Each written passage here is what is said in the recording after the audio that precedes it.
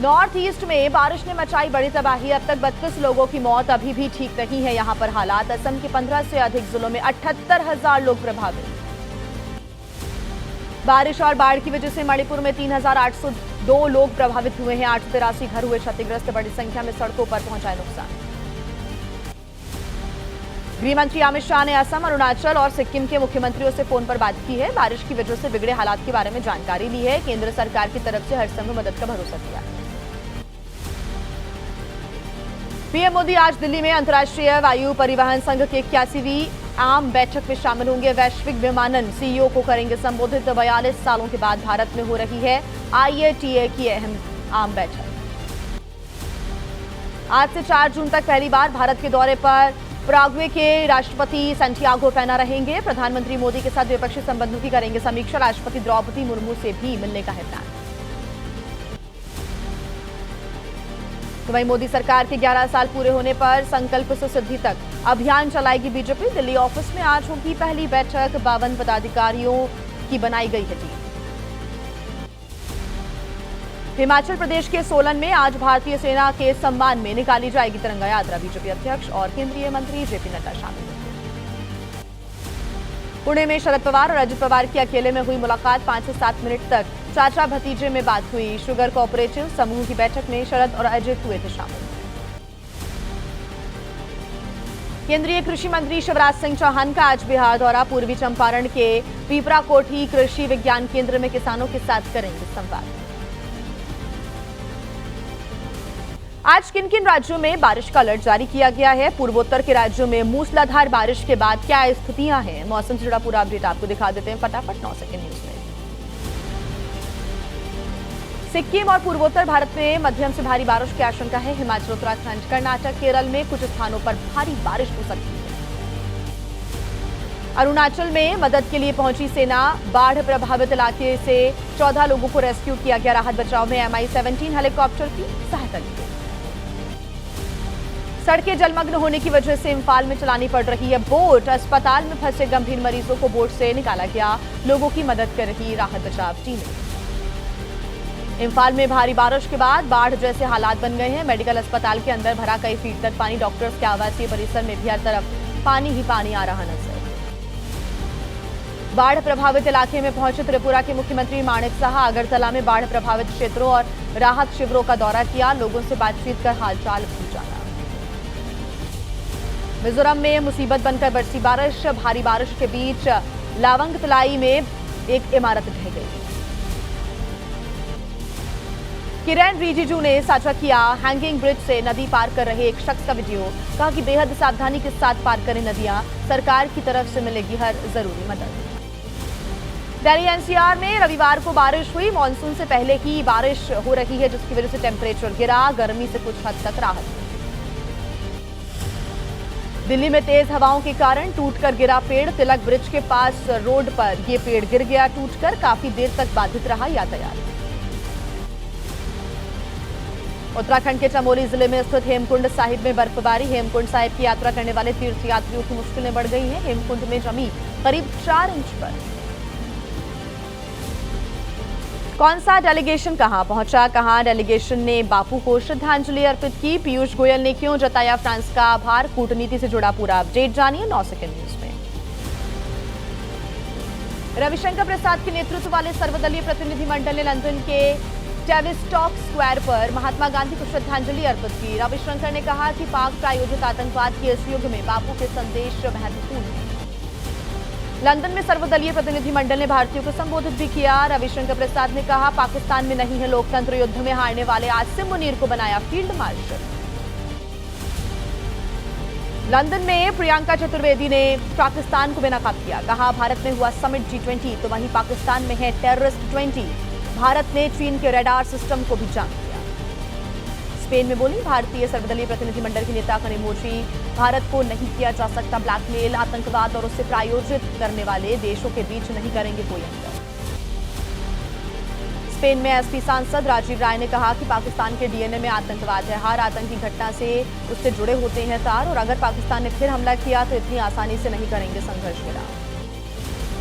केंद्रीय मंत्री पीयूष गोयल ने समर्थन के लिए फ्रांस का आभार व्यक्त किया। कहा कि आतंकवाद के खिलाफ जीरो टॉलरेंस के पक्ष में है भारत और फ्रांस।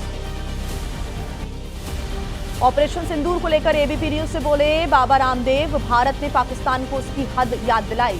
पीओके का अब होगा हिस्सा। बाबा रामदेव ने युद्ध विराम के फैसले को बताया सही।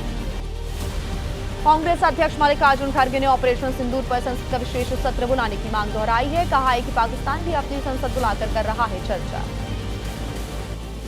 मल्लिकार्जुन खड़गे ने ऑपरेशन सिंदूर को लेकर प्रधानमंत्री मोदी से खुद की तारीफ के बजाय दुश्मन पर ध्यान देने को कहा। खड़गे ने पीएम से चुनाव प्रचार से खुद को अलग करने का आग्रह किया। मल्लिकार्जुन खड़गे के बयान पर बीजेपी का पलटवार। प्रवक्ता अजय आलोक ने कहा, राहुल गांधी और रेवंत रेड्डी को समझाएं खड़गे जो बोल रहे हैं पाकिस्तान की भाषा। सीडीएस के बयान को लेकर कांग्रेस ने प्रधानमंत्री मोदी पर हमला बोला। सुप्रिया सुनीत ने कहा कि क्या छिपाने की कोशिश कर रही हैं पीएम। रक्षा मंत्री ने भी क्यों नहीं बताई नुकसान की बात। अमित शाह ने ममता बनर्जी को किस बात को लेकर चुनौती दी। शर्मिष्ठा पनोली को लेकर क्यों छिड़ा है सियासी संग्राम। बकरीद पर पशुओं की कुर्बानी का किसने विरोध किया। तमाम बड़ी खबरें आपके सामने फटाफट अंदाज में। कोलकाता में साधु संतों ने अमित शाह से मुलाकात की। बंगाल में हिंदुओं पर हो रहे अत्याचार और घुसपैठ पर चिंता व्यक्त की। साधु संतों का दावा, शाह ने हिंदू धार्मिक नेताओं से एकजुट होने का आग्रह किया। कोलकाता में गृह मंत्री अमित शाह का सीएम ममता बनर्जी पर बड़ा निशाना। कहा कि आतंकी मारे गए तो दीदी के पेट में दर्द हुआ। ऑपरेशन सिंदूर का भी विरोध किया।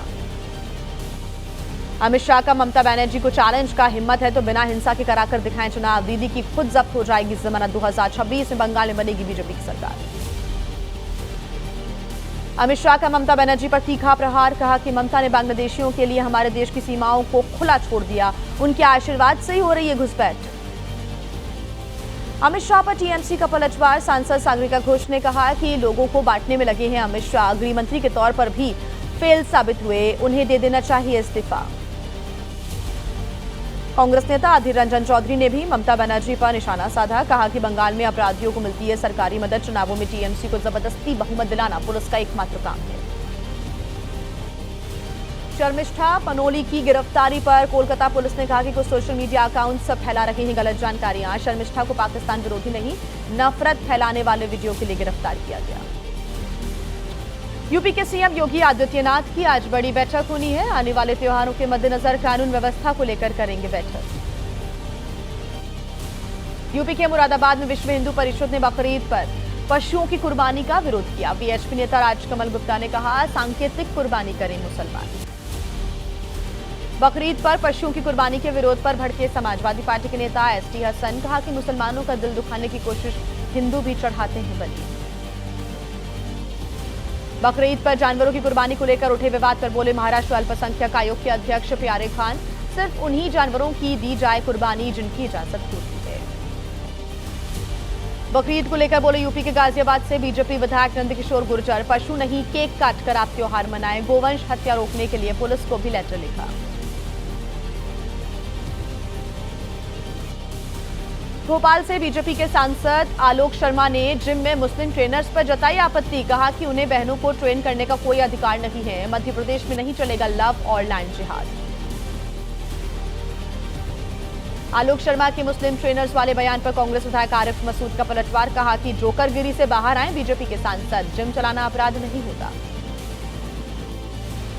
यूपी में अवैध मदरसों पर कार्रवाई के खिलाफ जमीयत उलेमा हिंद ने उठाई अपनी आवाज। मौलाना अरशद मदनी ने कहा कि मदरसों से उठी थी अंग्रेजों के खिलाफ आवाज, क्यों पीछे पड़ी है सरकार। कार्यभार संभालने के बाद आज पहली बार प्रेस कॉन्फ्रेंस करेंगे यूपी के नए कार्यवाहक डीजीपी राजीव कृष्ण। शाम 4 बजे पुलिस मुख्यालय में मीडिया से मुखातिब होंगे। यूपी कांग्रेस अध्यक्ष अजय राय ने नए कार्यवाहक डीजीपी को लेकर सवाल खड़े किए। कहा कि राज्य में कानून व्यवस्था शून्य, स्थायी डीजीपी क्यों नहीं नियुक्त कर पा रही है योगी सरकार। अखिलेश यादव पर भड़के यूपी के मंत्री बलदेव सिंह औलख। कहा कि योगी सरकार ने समाजवादी पार्टी के गुंडों को ऊपर पहुंचाने का काम किया। सपा के गुंडे जान की भीख मांगकर जेलों में भी पड़े हुए हैं। यूपी के मेरठ में किसानों से बातचीत के दौरान केंद्रीय कृषि मंत्री शिवराज सिंह चौहान का बड़ा बयान। कहा कि मेरे रोम रोम में किसान और हर सांस में खेती। और आइए आगे बढ़ते हैं 9 सेकंड न्यूज में। अब बिहार की सियासत से जुड़ी तमाम बड़ी खबरें आपको दिखा देते हैं फटाफट। चिराग पासवान लड़ सकते हैं बिहार विधानसभा का इस बार चुनाव। पटना, दानापुर या फिर हाजीपुर की किसी एक सीट से उम्मीदवार हो सकते हैं चिराग। एलजेपी की बैठक में पास हुआ प्रस्ताव, चिराग लेंगे अंतिम फैसला। चिराग पासवान के बिहार विधानसभा चुनाव लड़ने की अटकलों पर बोले प्रशांत किशोर। हर कोई चुनाव लड़ने के लिए आजाद है। चिराग अगर चुनाव लड़ते हैं तो ये बिहार के लिए अच्छी बात है।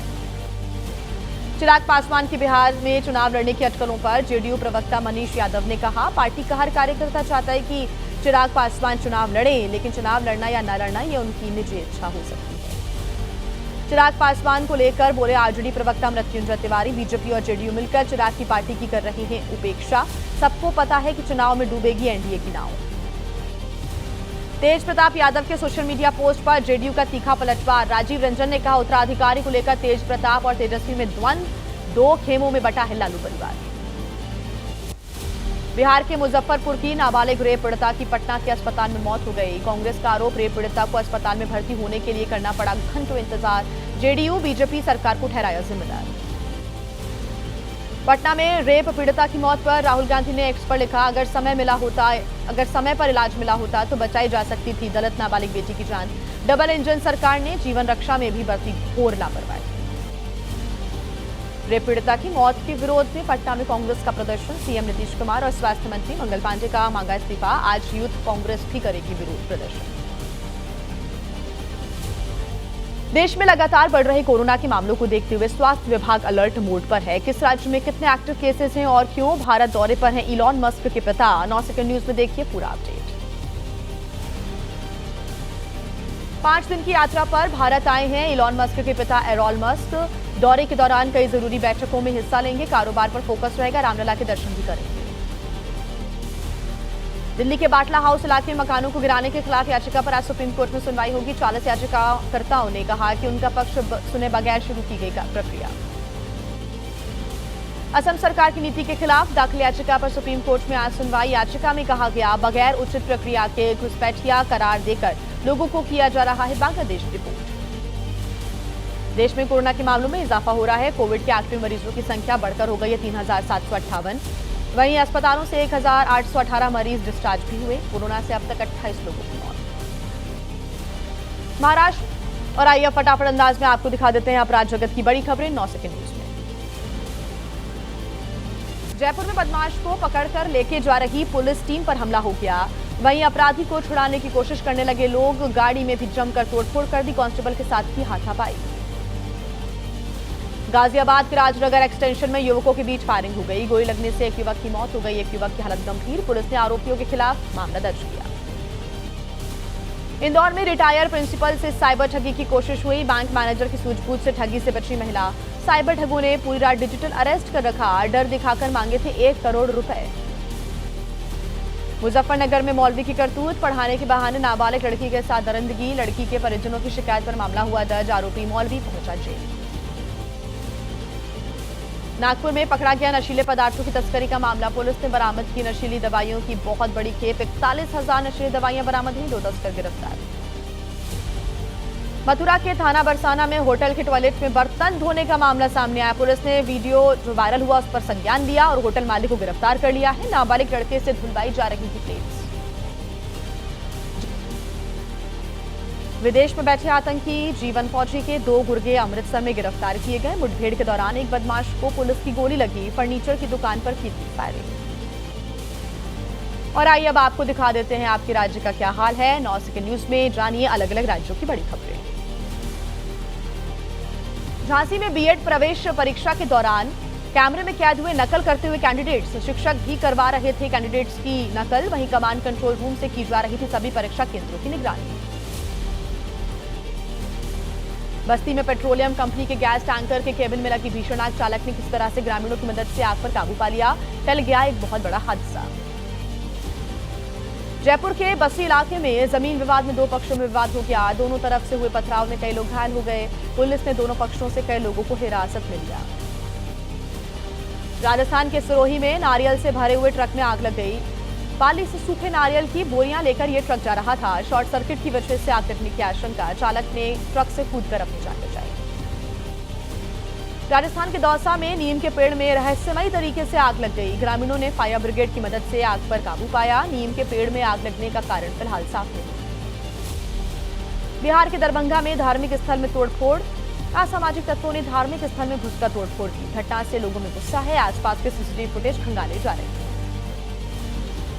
सैलानियों के लिए खुल गई फूलों की घाटी। वन विभाग ने गेट खोलकर सैलानियों को रवाना किया। जून महीने के लिए अभी तक 52 टूरिस्ट ने कराया फूलों की घाटी के लिए पंजीकरण।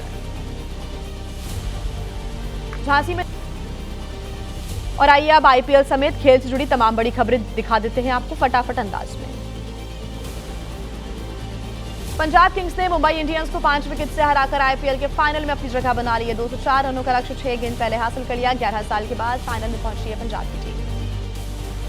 आईपीएल के फाइनल में रॉयल चैलेंजर्स बेंगलुरु के साथ होगी पंजाब किंग्स की टक्कर। कल अहमदाबाद में शाम 7:30 बजे से शुरू होगा फाइनल मुकाबला। बेंगलुरु और पंजाब दोनों कभी भी आईपीएल में चैंपियन नहीं बने। पंजाब के कप्तान श्रेयस अय्यर ने मुंबई के खिलाफ क्वालीफायर 2 में खेली तूफानी पारी। अय्यर ने 41 गेंद पर बनाए नाबाद 87 रन। अपनी पारी में 8 छक्के और 5 चौके भी लगाए। आईपीएल के चेयरमैन अरुण धूमल का विराट कोहली पर बड़ा बयान। कहा कि टेस्ट से संन्यास लेने पर एक बार फिर से विचार करें विराट। टेस्ट क्रिकेट को उनकी बहुत जरूरत है। क्रिकेटर रिंकू सिंह की समाजवादी पार्टी की सांसद प्रिया सरोज से तय हुई शादी 8 जून को लखनऊ में दोनों की सगाई होगी, तो वहीं नवंबर में शादी के बंधन में बंधेंगे रिंकू और प्रिया।